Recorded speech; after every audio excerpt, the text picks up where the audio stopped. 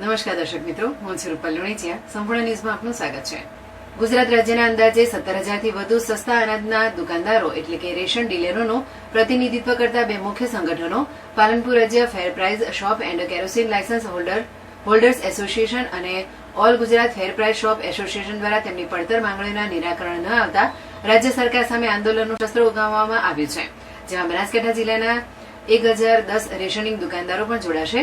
જ્યારે એસોસિએશને પુરવઠા મંત્રી અને પુરવઠા વિભાગના ઉચ્ચ અધિકારીઓને આવેદનપત્ર પાઠવી સ્પષ્ટ કર્યું છે કે નવેમ્બર 2025ના માસનું જથ્થાનું ચલન એટલે કે પરમિટ તેઓ ભરશે નહીં અને અસહકારનું આંદોલન શરૂ કરશે.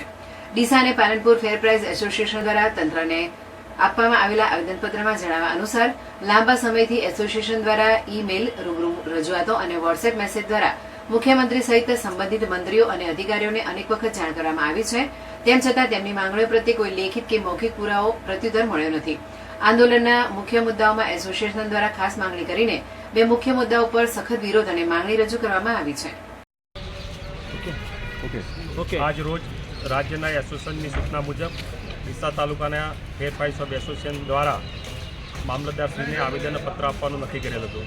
આજે અમારા સમગ્ર બધા દુકાનદાર ભેગા થઈ અમારી માંગણીઓને લઈને મામલતદાર સાહેબને આજે આવેદનપત્ર આપેલું છે. શું રજૂઆત છે આપણી? અમારી માંગણીમાં એ જ છે, સરકારનો હમણાં પરિપત્ર છે કે અમારી દુકાન ઉપર જે જથ્થો ઉતરે એ સમયે અમારી જે તકેદારી સમિતિ છે એના 8 સભ્યો તેઓ અંગૂઠો આપે ત્યારે જ એ જથ્થો રિસીવ થાય. હવે 8 સભ્યોને કોને ગોતવા? અમારે ગોતવા જવા, સરકારને ગોતવા?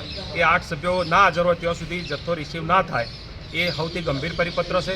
બીજા નંબરમાં અમારું કમિશન, અગાઉ અમારું કમિશન જે થતું તે સરકારના ચલણમાં કાપાઈને પછી બાકીના પૈસા ભરવાના થતા હતા, જેથી કરીને અમારા ચલણ સમયસર અમારું જે કમિશન મળી રહેતું હતું. પરંતુ છેલ્લા કેટલાક સમયથી ચલણ અમારી જે કમિશન છે કેટલું છે કેટલું આવે છે કોઈ ખબર જ નથી. ચલણ અનિયમિત આવે છે. બીજી વાત 95% વિતરણની વાત રહી. 95% વિતરણમાં જે કેટલાક કાર્ડ ધારકો એ જથ્થો બારોબાર બીજી દુકાનેથી લઈ લેતા હોય છે, જેથી એ જે જથ્થો બહારથી લેશે એ આ દુકાનમાં વિતરણ ગણાતું નથી, જેથી કરી 95% વિતરણ પણ ત્યાં પૂરું થતી નથી. આમ દુકાનદાર ઉપર અત્યારના સમયની અંદર આવી મોંઘવારી હોય, મોંઘવારીની સમયની અંદર દુકાનદાર ઓપરેટર હોય, તોળાટ હોય છે, એક કટ્ટા ફેરવનાર હોય છે, આમ કરીને 4 જણનો સ્ટાફ હોય છે.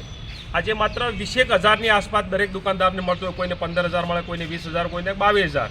આપ સમજો છો 4 જણનો એક મહિનાની અંદર પગાર ગણવા જઈએ, કોઈ કંપનીમાં નોકરી કરીએ તો એક જણને 20,000 આપે છે, તો 4 જણનો અમારો દુકાનદાર કઈ રીતે એનું ભરણ પોષણ કરી શકે? એટલે સરકારશ્રીની વિનંતી છે કે અત્યારના સમય પ્રમાણે અમને કમિશન વધારવામાં આવે. કમસે કમ 40,000 જો કમિશન ના મળતું હોય દુકાનદારને, અથવા 40,000 રૂપિયાને ના મળતા હોય તો એ દુકાન ચલાવી શકે એમ નથી. એટલા માટે